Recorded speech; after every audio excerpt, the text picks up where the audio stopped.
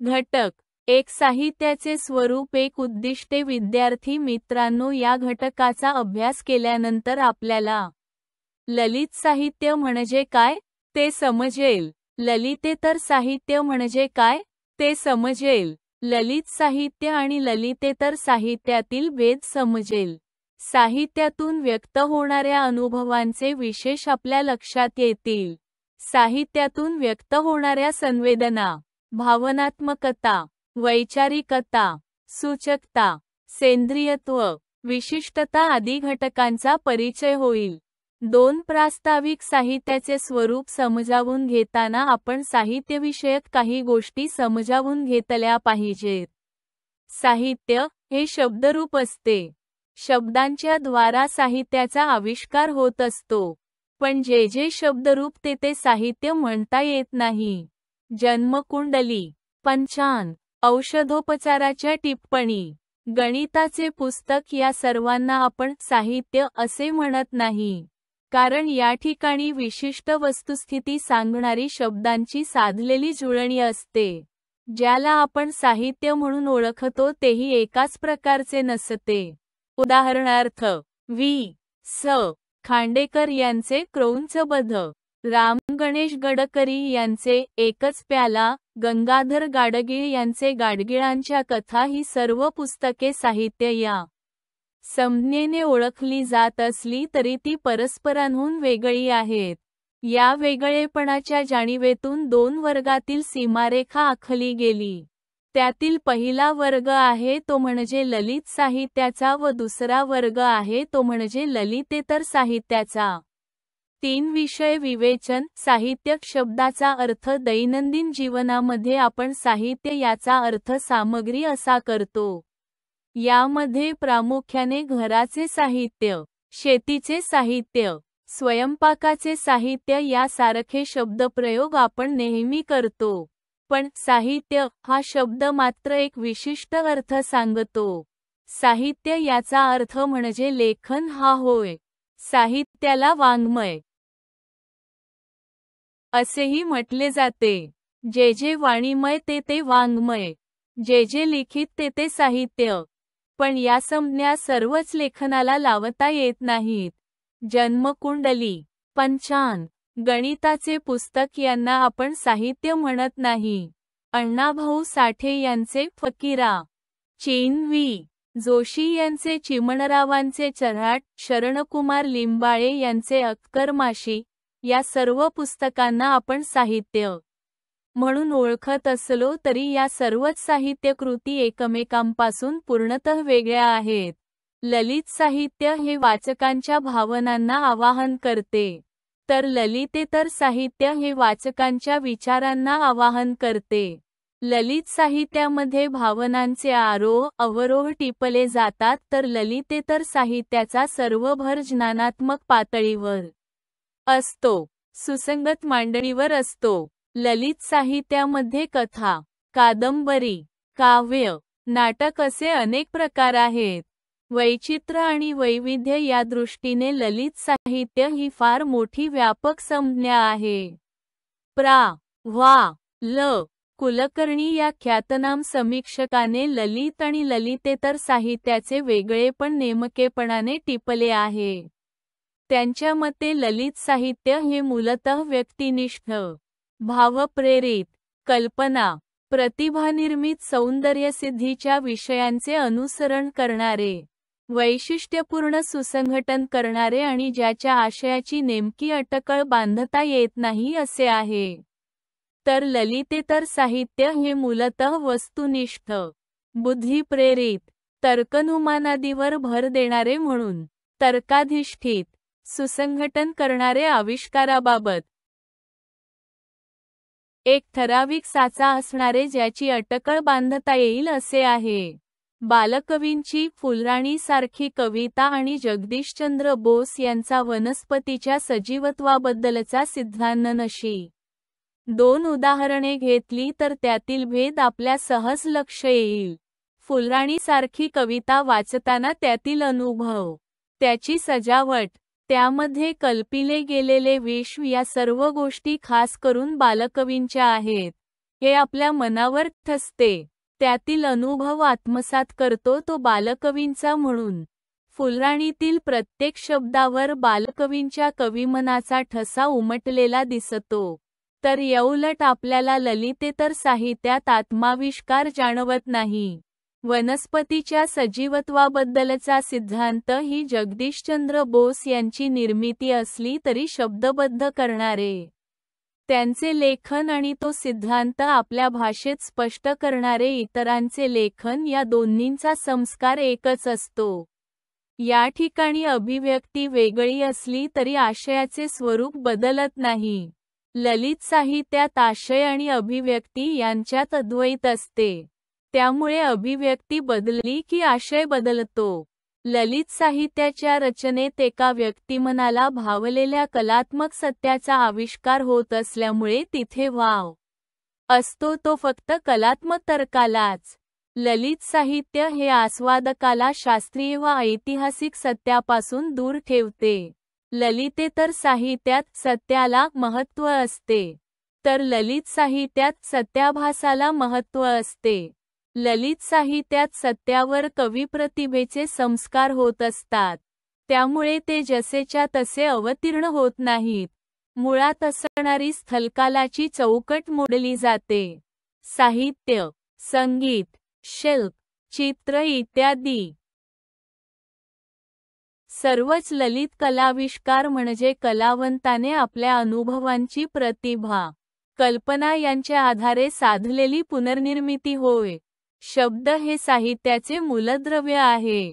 कवी किंवा लेखक आपल्या अनुभवांची पुनर्निर्मिती शब्दांच्या आधारेच साधताना दिसतो. केवळ शब्दांना साहित्यात स्थान असत नाही, तर संपूर्ण अभिप्रायाच्या आविष्कारासाठी त्याचे विशिष्ट भाषेत रूपांतर व्हावे लागते. ललित साहित्य किंवा काव्य यांचे स्वरूप स्पष्ट करताना संस्कृत मीमांसकांनी शरीर व आत्मा यांचे परिमाण वापरले आहे. साहित्यातील शब्द नुसते स्थूळ अशा अर्थाचे वाहक नसतात, तर त्याहून अधिक अशा सूक्ष्म छटांनी युक्त असलेल्या आशयाचे ते वाहक असतात.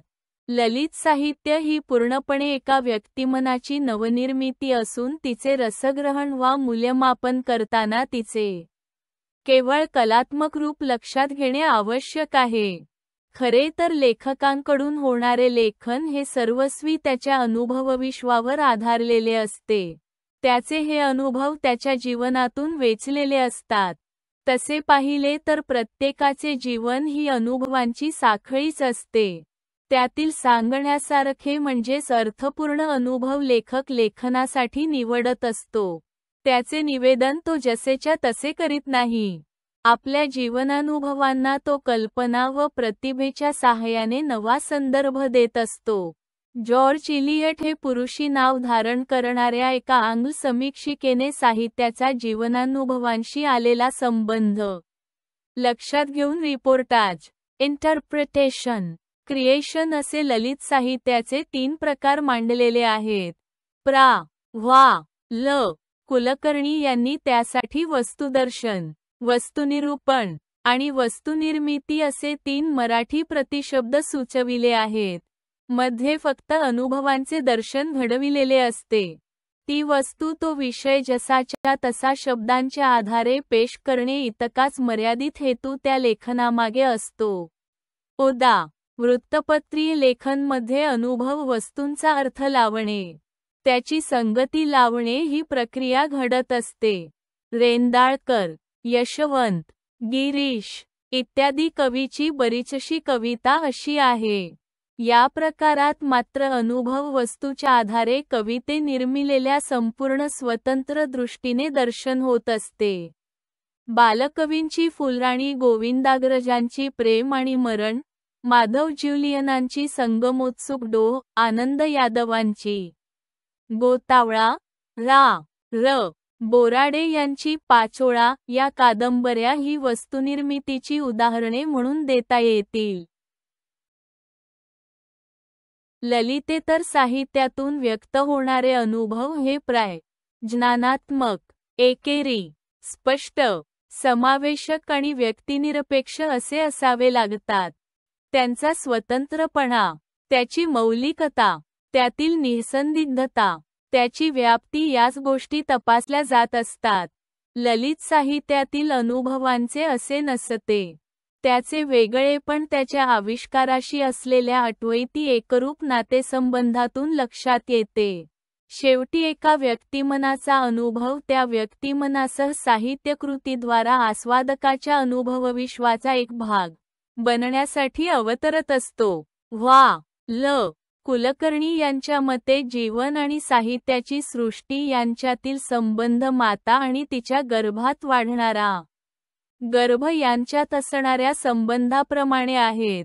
4 साहित्यातून व्यक्त होणाऱ्या अनुभवांचे विशेष अनुभव या संकल्पनेमध्ये 3 घटक सामावलेले आहेत.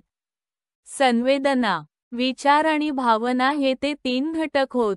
लेखकाला जाणवलेले जीवनाचे स्वरूप त्याच्या साहित्यकृतीमधून प्रकटत असतात. लेखकाला त्याच्या बौद्धिक, भावनिक, कलात्मक मूलभूत वृत्तीप्रवृत्तीनुसार या अनुभवांचे आकलन होत असते. ललितेतर साहित्यातून व्यक्त होणारे अनुभव आणि ललित साहित्यातून व्यक्त होणारे आशय तसे पाहिले तर एकसारखे असले तरी एक नव्हेत. बालकवीसारख्या लेखकाच्या वृत्ती निसर्गसान्निध्याने बहरून येणाऱ्या असतात.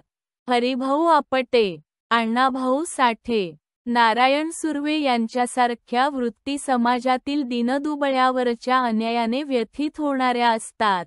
तर आरती प्रभू, जी. ए. कुलकर्णी यांच्यासारख्यांच्या जीवनजाणीवा नियतीच्या प्रभावाने भारलेल्या असतात. या त्यांच्या स्वाभाविक वृत्ती प्रवृत्तीनुसार त्यांच्या अनुभवांचे आकलन भिन्न स्वरूपाचे होत असते. साहित्यकृतीतील अनुभव साहित्यिकाच्या व्यक्तित्वानुसार घडत असतो. साहित्यातील अनुभवांची निर्मिती साहित्यिकाच्या मनोविश्वांशी संबंधित असते. अर्थातच जीवनामध्ये येणारे अनुभव वेगवेगळ्या प्रकारचे असतात, सुटे, विस्कळीत असतात. त्यापैकी साहित्यकृतीच्या निर्मितीसाठी लेखकाची प्रतिमाशक्ती काही अनुभवांची निवड करीत असते. हे निवडलेले अनुभव देखील कल्पनेच्या मुशीतून वेगळे रंगरूप घेऊन साहित्यकृतीत अवतरत असतात.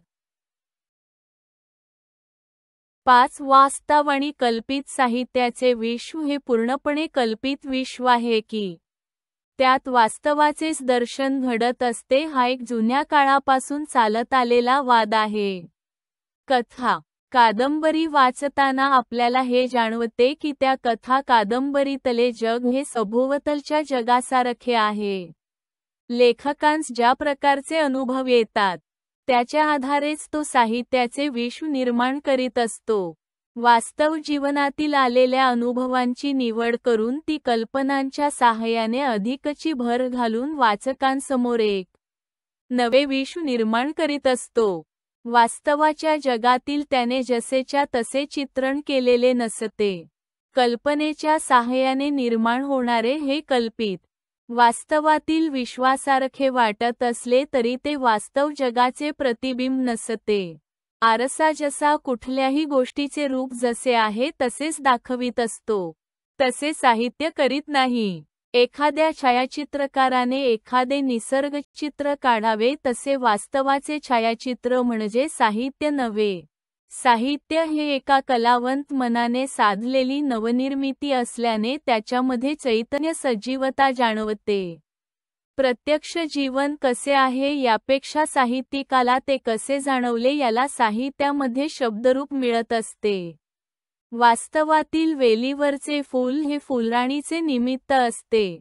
वास्तवातील जीवन हा एक वाहता प्रवाह आहे, पण साहित्यामध्ये आविष्कृत होताना त्याला प्रारंभ, मध्य, अंत अशा बंदिस्त स्वरूपामध्ये व्यक्त केलेले असते.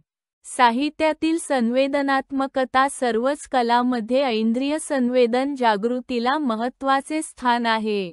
कलावंताच्या ठिकाणी तीव्र संवेदनक्षमता असायला हवी.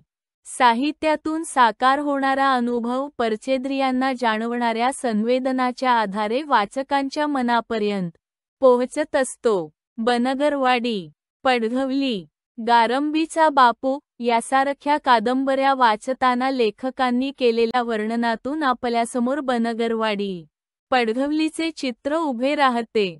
लेखक शब्दांच्या कुंचल्याने निसर्गाचे, प्रदेशाचे, व्यक्तिरेखांचे, त्यांच्या पेहरावाचे, हालचालीचे चित्र रेखाटत असतो. पंचेंद्रियांना जाणवणाऱ्या गंध, रूप, नाद, स्पर्श व रस या संवेदनांपैकी रूप, स्पर्श, नाद या 3 संवेदना कलादृष्टीने अधिक महत्त्वाच्या असतात. चित्र, शिल्प, संगीत, नृत्य, नाट्य या कलांसारखी साहित्य ही एक कला आहे. पण साहित्य कला या इतर कलांपेक्षा काही दृष्टीने संवेदनात्मकतेच्या पातळीवर वेगळी आहे. संगीतादी कलांचे आवाहन प्रामुख्याने एका प्रकारच्या संवेदनेवर अधिक अवलंबून राहते. उदा. सूर ऐकल्याने संगीत कलेचा आस्वाद घेता येतो. गाणे ऐकणे हा संगीताचा आस्वाद घेण्याचा मार्ग होय. संगीताचा संबंध फक्त कानांशी. गवयाचे गाणे ऐकताना इतर इंद्रियांचा अडथळा होऊ नये म्हणून तर पुष्कळदा आपण डोळे मिटून संगीताचा आस्वाद घेत असतो. या ठिकाणी गवयाचे हावभाव कसे आहेत, गाणारा सुरेख आहे की कुरूप आहे हा दृक्प्रत्यय संगीताच्या ठिकाणी महत्त्वाचा नसतो. तीच गोष्ट चित्रकलेची रंगरेषाच्या साहाय्याने ती दृक्संवेदना जागवित असते. संगीत, चित्र इत्यादी कलांचा आस्वाद घेतानाही रसिक फक्त कानानेच आस्वाद घेतो असे नसून तो देहाचे कान करून हा आस्वाद घेत असतो. हे मत मांडताना पु. शी. रेगे लिहितात. जेव्हा आपण असा आस्वाद घेतो तेव्हा वास्तविक आपल्या सर्व शक्ती तो विशिष्ट आस्वाद घेण्यावर केंद्रित झालेल्या असतात. उत्तम गाणे ऐकताना आपण केवळ कान झालेले असतो. केवळ ढोबळ अर्थाने आपण एखाद्या कलेचा आस्वाद एखाद्या इंद्रियामार्फत घेतो. वास्तविक तो आस्वाद आपण कमी अधिक प्रमाणात आपल्या सर्व शक्ती एकवटून घेतलेला असतो. नाक, डोळे, कान इत्यादी इंद्रिये ज्या मूळ जीव शक्तीने आपापले कार्य करतात, ती शक्ती एकजिनसी असते. पु. शी. रेगे. छांदसी पृष्ठ 159. पु. शी. रेगे यांचे हे मत मान्य करूनही साहित्यकलेच्या संदर्भातील संवेदनात्मकतेचे वेगळेपण शिल्लक राहते. साहित्यकला ही कोणत्याही एका संवेदनेचा विषय नसते. ती पंचेंद्रियांच्या संवेदनेमार्फत मनापर्यंत पोहोचत असते.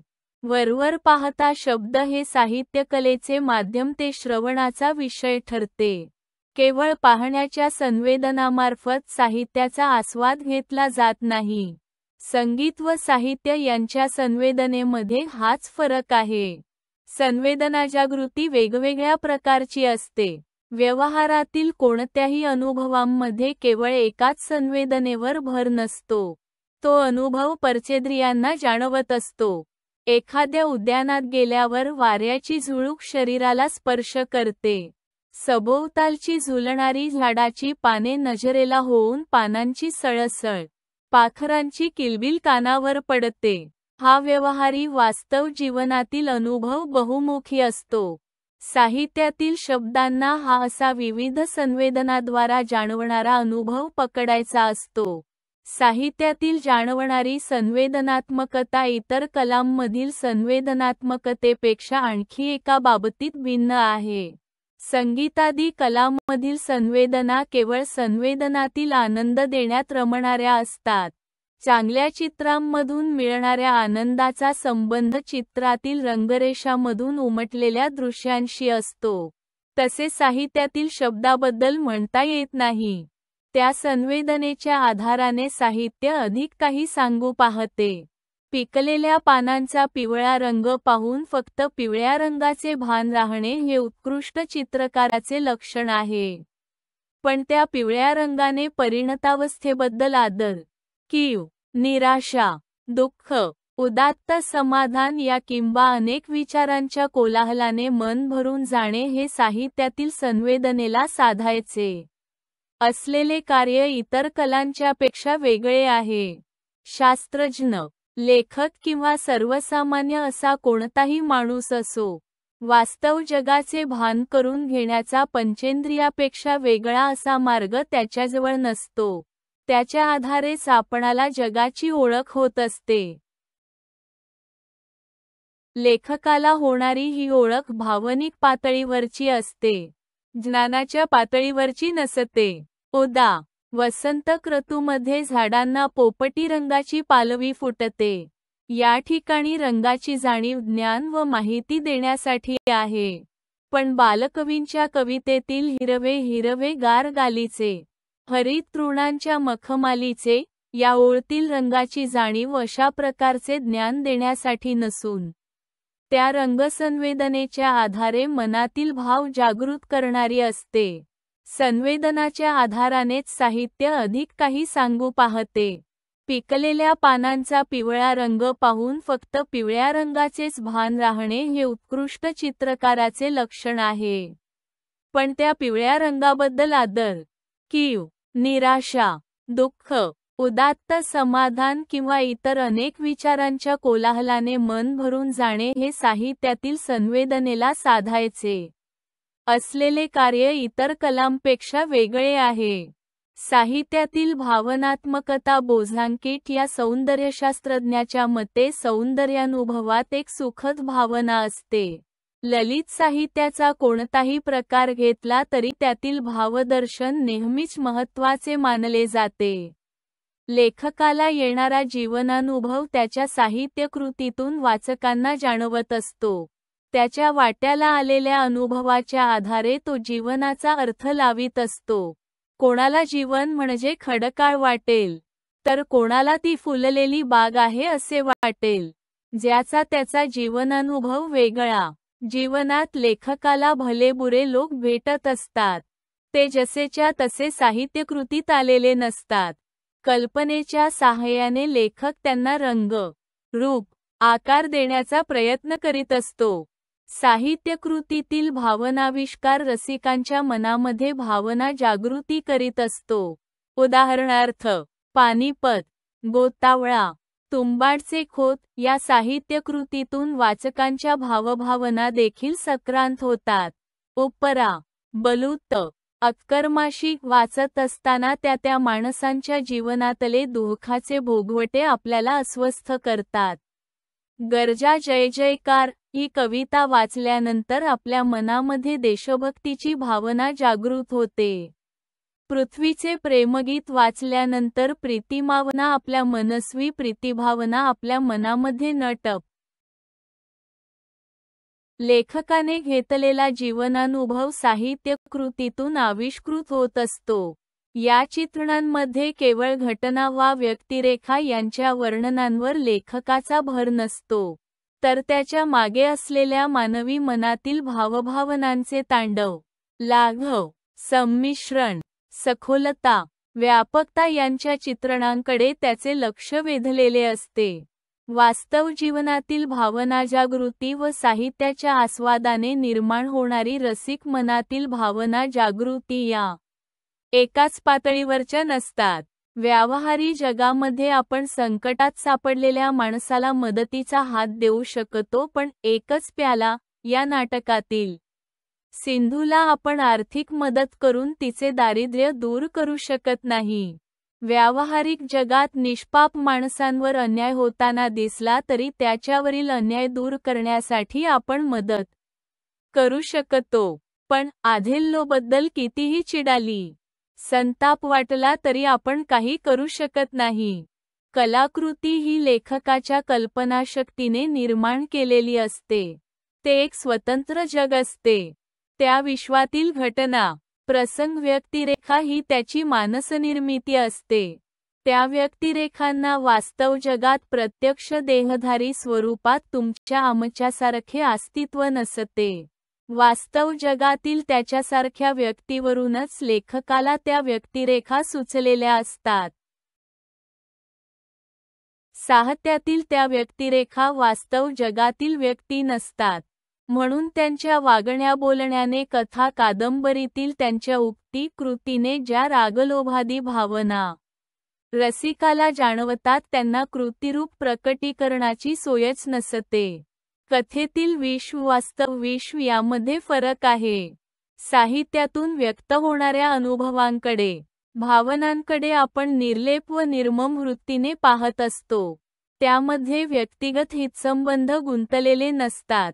शाकुंतलमधील शकुंतला ही आपली कुणीच नसते. तिच्यावरील आपत्तीने आपण दुःखी होत नाही. किंवा दुष्यंत राजाने तिचा स्वीकार केल्यावर आपणाला काही मिळणार नसते.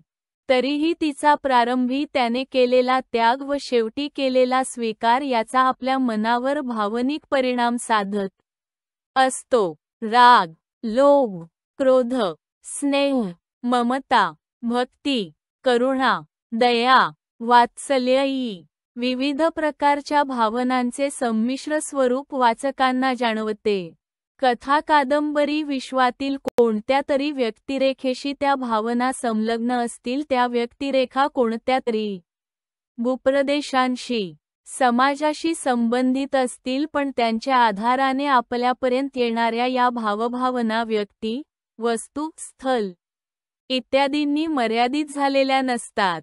शारदा नाटकांतील शारदा नावाच्या मुलीच्या भावभावना शारदेच्याच असल्या तरी वास्तवांमध्ये प्रत्यक्ष शारदा नावाची कुणी मुलगी नसल्याने आपल्यापर्यंत येणाऱ्या तिच्या भावना, वेदना या निखळ भावनेचे स्वरूप घेऊन येत असतात.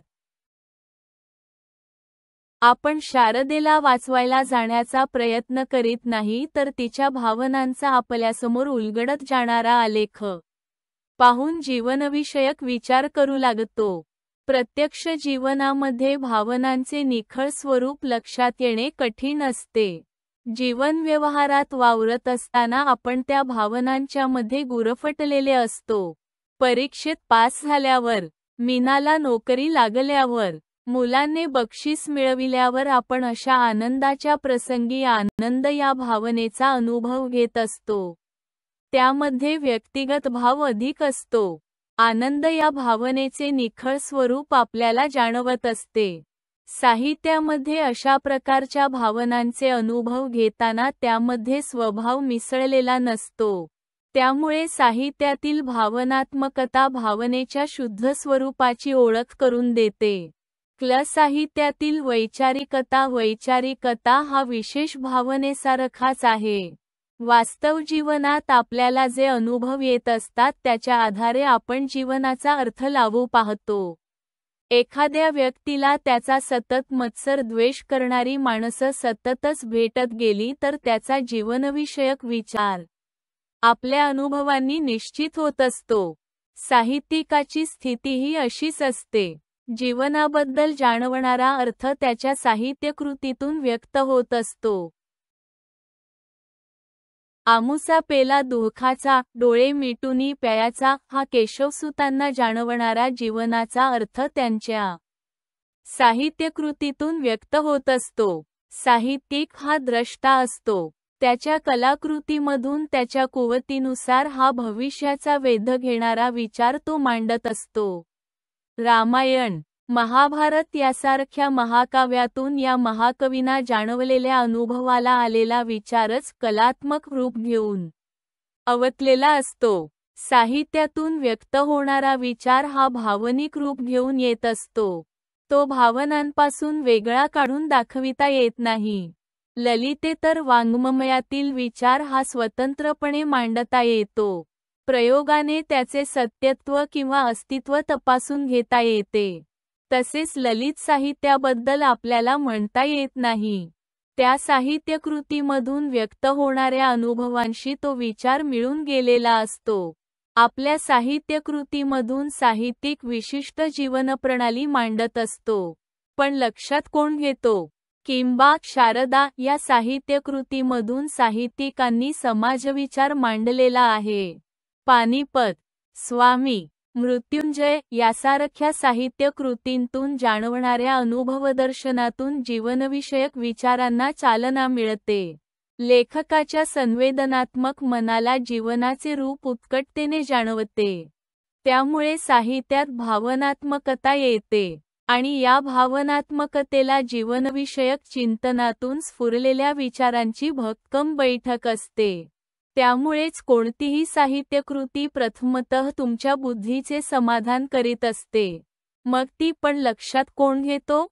सारखी सामाजिक कादंबरी असो किंवा बलूत उचल्यासारखी आत्मचरित्रे असोत, त्यांच्यातील विचारांचा धागा पक्का असतो. साहित्यकृतीमधून व्यक्त होणाऱ्या विचारसूत्रांची मांडणीही साहित्यकृतीमध्ये तर्कसंगत, तर्कशुद्ध पद्धतीने होत असते. ही तर्कसंगती वैचारिक वा शास्त्रीय लेखनातील तर्कसंगतीसारखी नसते. ही तर्कसंगती त्या साहित्यकृतीमधील अनुभवांशी निगडीत असते. अद्भुत कथांमधील विचारांची तर्कसंगती आणि सामाजिक साहित्यातील तर्कसंगती वेगवेगळी असते. एसापनीतीतील कोल्ह्या कुत्र्यांच्या कथांमधील विचारसूत्रांतील तर्कसंगती भिन्न असणे स्वाभाविक आहे. म्हणूनच साहित्यातून जाणवणाऱ्या वैचारिकतेतील तर्कशुद्धता त्या साहित्यकृतीशी संबंधित असते. एका साहित्यकृतीतून प्रकट होणारी विचारसूत्रांची मांडणी तशीच्या तशी अन्य कोणत्याही साहित्यकृतीत आढळत नसते. साहित्यातील सेंद्रियत्व हा शब्द प्राणिशास्त्रगत शब्द आहे. व्लाडिमार वाईडुले यांनी तो कलाकृतीच्या एकसंधत्वाच्या बाबतीत वापरला आहे. सर्वप्रथम ऑरिस्टॉटलने कलाकृतीच्या सेंद्रियत्वाची संकल्पना मांडली. सजीव शरीराप्रमाणे कलाकृतीची रचना हवी, असे त्यांचे मत आहे.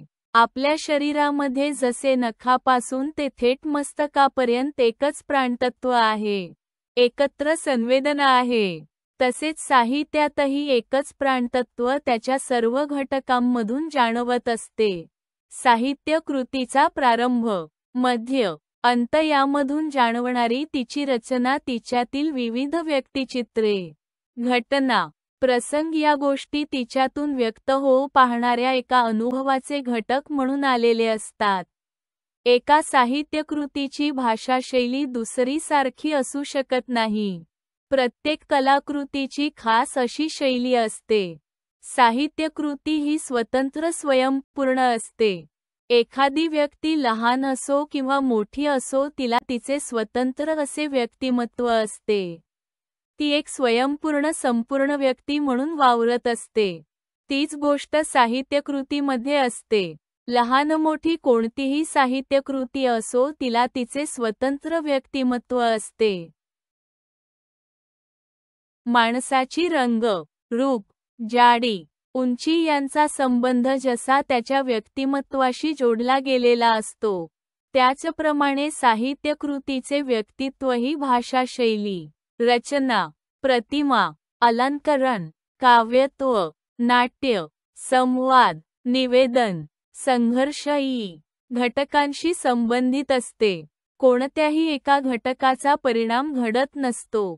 या एकसंगतेलाच साहित्याची सेंद्रियता असे म्हटले जाते. आपल्या शरीरामध्ये जसे नखापासून ते थेट मस्तकापर्यंत एकच प्राणतत्व आहे, एकच संवेदना आहे, तसेच साहित्यातूनही एकच प्राणतत्व त्याच्या सर्व घटकांमधून जाणवत असते. साहित्यकृतीचा प्रारंभ, मध्य, शेवट यामधून जाणवणारी तिची रचना, तिच्यातील विविध व्यक्तिचित्रे, घटना, प्रसंगी, गोष्टीतून व्यक्त होऊ पाहणाऱ्या एका अनुभवाचे घटक म्हणून आलेल्या असतात. कोणत्याही साहित्यकृतीची भाषाशैली ही खास लिपी असते. दुसऱ्या साहित्यकृतीमध्ये ती जशीच्या तशी येऊ शकत नाही. हत्तीचे पाय सिंहाला व सिंहाचे हत्तीला रेखाटून चालणार नाही. आपण कविता वाचताना एकामागून एक कडवे वाचत जातो. त्या कडव्यांमधून आपल्यासमोर एक अनुभव विश्व उलगडत जाते. त्यांचा शब्दक्रम बदलून चालणार नाही. 2 दिवस वाट पाहण्यात गेले. 2 दिवस दुःखात गेले. हिशेब करतो आहे किती राहिलेत डोईवर उन्हाळे.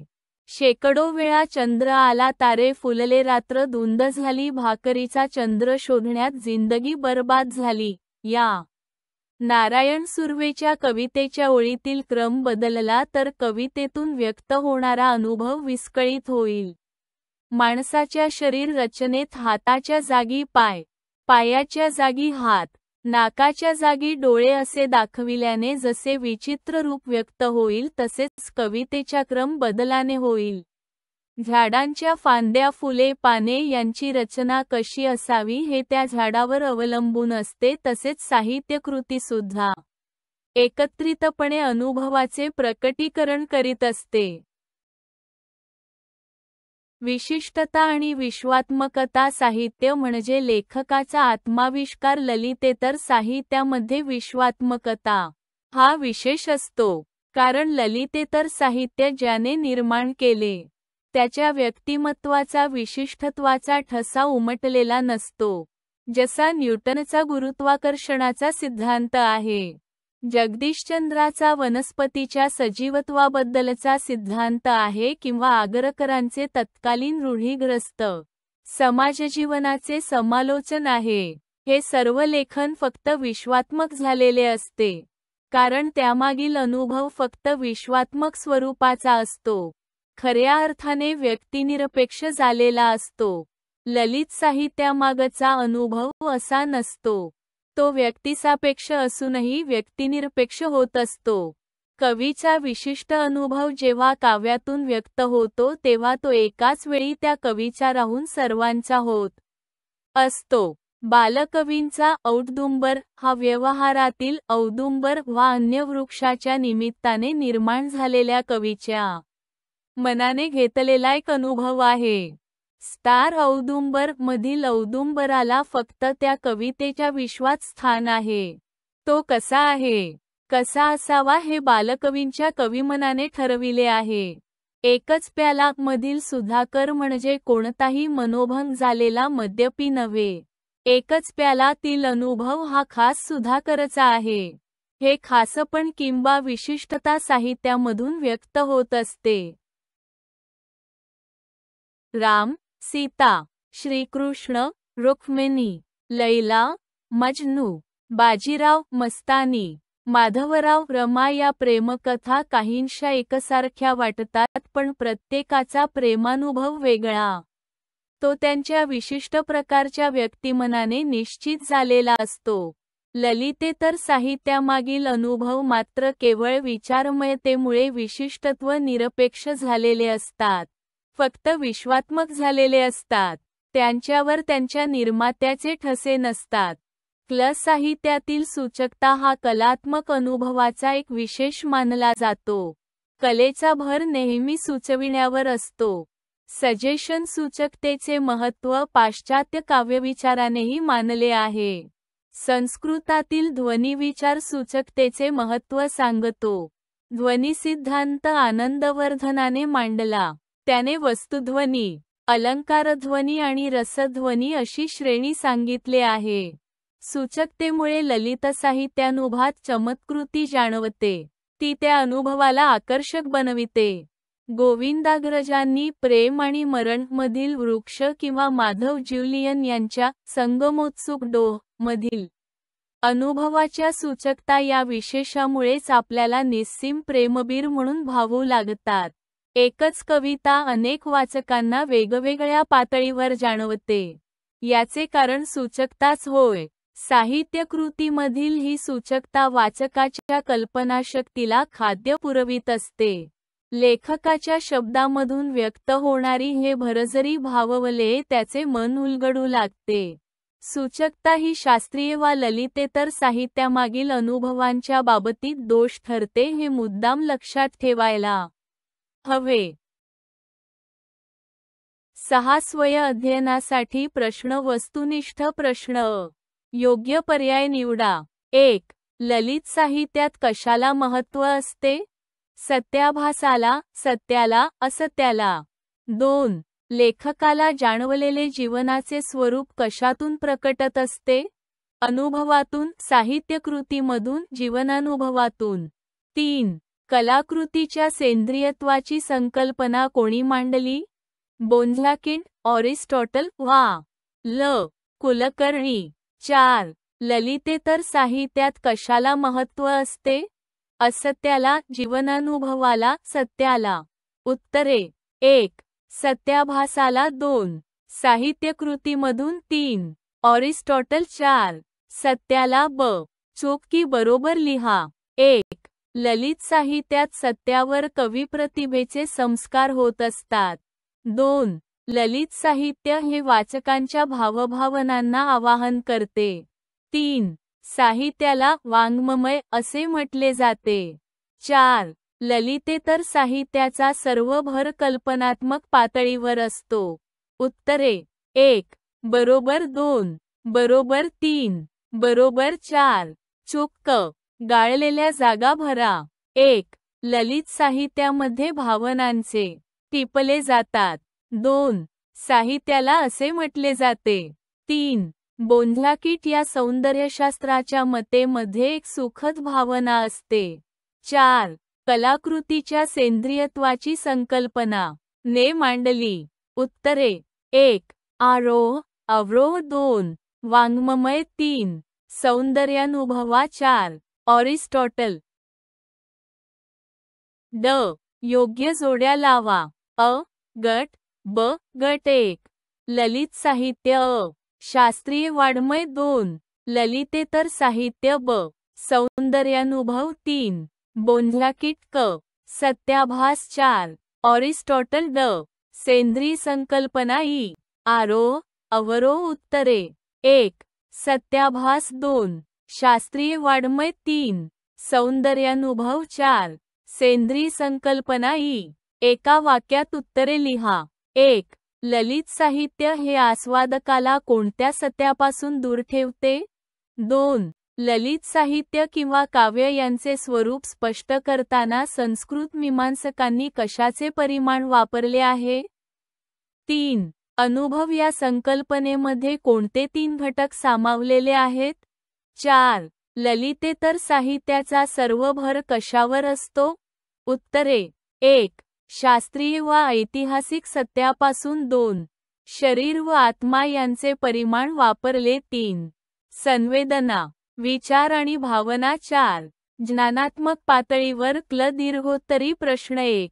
ललित साहित्य व ललितेतर साहित्य यातील भेद स्पष्ट करा. 2. ललितेतर साहित्य हे कोणत्या गोष्टीमुळे ललित साहित्याहून वेगळे आहे स्पष्ट करा. 3. शास्त्रीय वाङ्मय आणि ललित वाङ्मय यांचे वेगळेपण तुमच्या शब्दात लिहा. 4. ललित आणि ललितेतर साहित्यातील विशेष तुमच्या शब्दात लिहा. लघुत्तरी प्रश्न 1. ललित साहित्याचे विशेष सोदाहरण लिहा. 2. ललितेतर साहित्याचे विशेष सोदाहरण लिहा. 3. ललित साहित्यातून व्यक्त होणाऱ्या भावनात्मकतेचे व संवेदनेचे स्वरूप स्पष्ट करा. 4. ललितेतर साहित्यातून व्यक्त होणाऱ्या वैचारिकता व सूचकता या घटकांचा परिचय करून द्या. क्ल. टिपा लिहा. 1. साहित्यातील वास्तव आणि कल्पित. 2. साहित्यातील अनुभवांचे विशेष. 3. ललित साहित्यातील सौंदर्य. 4. साहित्यातील सेंद्रियत्व. 1.7 संदर्भ ग्रंथ. 1. साहित्याचे स्वरूप. संपा स्नेहल तावरे, द. दी. पोंडे. 2. अभिनव काव्यप्रकाश. रा. श्री. जोग. 3. काव्यशास्त्र. प्रदीप. स. रा. गाडगीळ. साहित्य आणि समीक्षा. व्हा. ल. कुलकर्णी. साहित्याचे संदर्भ. हरिश्चंद्र थोरात. मौस प्रकाशन. मुंबई. 11.